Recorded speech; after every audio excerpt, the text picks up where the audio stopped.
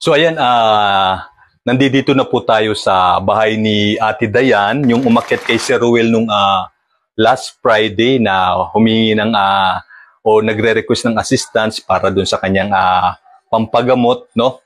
So ayan, kukumustahin natin si Ate Dayan kung ano na yung sitwasyon niya, at saka sabi niya kasi magpapacheck up kayo nung nakaraan. So yun, ilan taon na kayo? 51 na ako. 51. Si Carlito? 49. 49, mas matanda ka ng parang isang taon, no? At ilan yung anak niyong dalawa ni Carlito? Dalawa lang. Dalawa lang. So yun nga yung... Oo, yung lalaki. Tapos yung babae, ilan taon na sila? Yung pangalan kong lalaki, 19. 19, so nag-aaral pa din. Oo, tapos na siya ng grade 12. Grade 12, okay. Oo. Tapos yung bunso, ito, 15. 15 na. So, Mag-grade 10 siya. mag-grade 10 na. So ayun, si nanay naman, ilang taon na si nanay? 72. So, kaano-ano ninyo si Miss Dayan? Anak ho ninyo. Yan. Mo, Anong, dito na kayo nakatira kay Ate Dayan? Sama-sama na kayo. Kumusta naman kayo, Nay? Malabo na rin yung mata ninyo. So, kailangan anino na lang. Pero nakapagpa-check up na kayo? Nakapagpa-check up na ako kaso lang malaki nilini sa akin. lakasan mo, ma. Magkano yung Kayo po, Medyo kumil ang nilini sa akin kaya hindi na ako Pa-opera saan yun? Sa PGH? Hindi. Private? Private lang. Walang pang... Oo, palang nga. Ayun Kabila lang. Oo. Yung kabilang mata? Kasi ang nila kaparata daw. Oo. So, yun nga. Okay, so yun, kasi nung last Friday, sabi mo nakapagpa-check up ka naman, ano naman yung findings sa'yo ng doktor? Check up lang, nagpa-check up lang ko yung sabi niya ng doktor sa trete. Magpa-2D ko daw ako. Oo, nakapagpa-2D ko ka na.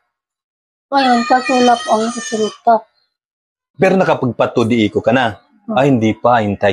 So yun, hindi pa pala nakakapag-2D ko. Kung kulang na oo. So sana yun, pagka si Sir Ruel, itong niya, sana mapasama ka din dun sa mabibigyan niya para mapa-2D ko ka na para malaman talaga kung ano yung problema. Maliban dun sa 2D ko, ano pa yung gagawin sa'yo? Magla-laboratory pa para malaman yung kung ano talaga yung... Malalaman po yung kung babasahin muna nila. Yung sa 2D ko? Oo. Tapos, lalaboratory ka para malaman kung ano. Ang dinadayin ko pa itong aking tiyan. So, anong nararamdaman mo sa tiyan mo, te? Walang, tigas. Matigas? Oo. Nanlalaki, oo. Usually, si Sir may tawag dito, may siyang charcoal, iinumin lang, tapos parang cleansing diet yun. Sana mabigyan ka ni Sir Ruel, baka sakaling gumanda yung, baka yung sa UTI din yan, hindi ka pa na-check up para dun sa na yun. Ako sa center sa UTI. Ano sabi? Pinalaboratory ko sa Inanula ko ng Sipalixing. Sipalixing lang ng yun. Pero anong finding sa'yo? May UTI ka? Wala naman. UTI daw na So baka yun nagkakakomplikasyon. Sana yun. Meron si Sir Ruel na tawag dito yung charcoal. Mainam siguro yung kasasabihin ni Sir Ruel.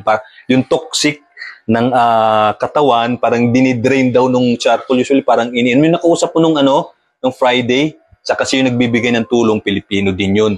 So sana mabigyan ka ni Sir Ruel nun. Tsaka sana yun Sir Ruel, sana mapasama si Ate Dayan na mabibigyan po ninyo sa darating na pagtulong ninyo sa mga kababayan na nangailangan itong papasok na buwan. Kasi yun nga, kailangan din talaga ni Ate Dayan magpa-2D ko para malaman yung kung ano talaga yung problem mo. Kasi di ba nung umakit ka kay Sir Ruel, kalalabas mo lang ng ospital doon? Galing ako doon. Ang sabi sa'yo ng mga doktor sa'yo advice, kailangan magpa-2D ko. Tapos after mag-2D ko, laboratory para malaman. Balik pa ako sa kanya. Babalik ka po ulit doon sa ospital. Tapos babasahin yung tapos ka lang magbibigay ng advice. So yun nga ang isa sa importante din talaga kay Ate Dayan. So malaman para ma-check kung ma-check ko ang talagang problema. Yun, nangihina nga si Ate Dayan, medyo naninilaw yung mata niya. At yung asawa din ho kasi ni Ate Dayan, Sir Ruel, ay ang trabaho po yung mangingisda.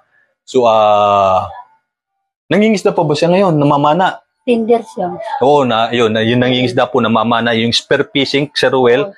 So, dito sa Naik, bumabalik pa ho siya doon sa Bacoor, doon sa may coastal area, at doon ho siya naghahanap buhay.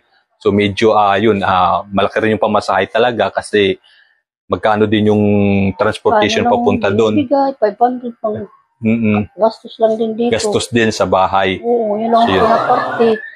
Kasi hindi rin naman talaga pagka tsambahan din lang, swertihan din lang. So yun no, kasi yung anak buhay din ng asawa ni Ate Dayan. Usually, Sir Ruel, si Ate Dayan, ano po ito, kabarangay ko po talaga, kapitbahay ko din doon sa pinanggalingan namin sa lugar kung saan nasunog yung mga bahay ho namin. So yung asawa niya ho, kabarkada ko. Kaya ko po in-approach si Ate Dayan dahil meron ho siyang post sa Facebook na nananawagan ho na kung pwede matulungan ho natin o matulungan sila. Kaya ang ginawa ko ay personal, pinuntahan ko po talaga siya para malaman ho talaga kung ano na po yung kondisyon niya. So dahil nga nakapost siya sa FB ng anak mo ba yun? No? Sa anak mo? Mga anak ko, Oo, nangihingi nga po ng tulong. So yun, nakita ko nga po kaya pinunta ko. Minamanas kasi ako. Oo, at saka yun namamanas nga rin si ate. Sana yun, sana mabigyan ka din ni Sir Will yung charcoal na sinasabi niya kasi sabi ni Sir Will, maganda daw parang panglinis. At tingin ko ginagamit din ni Sir Will yung pampalinis ng katawan. Kaya yun, si Ate Dayan at talagang naghihintay, nagtitiis po muna na dumating yung time na mabigyan po ninyo ng pangpa 2D eco para sa puso. Magkano yung nasabi nyo nung nakaraan?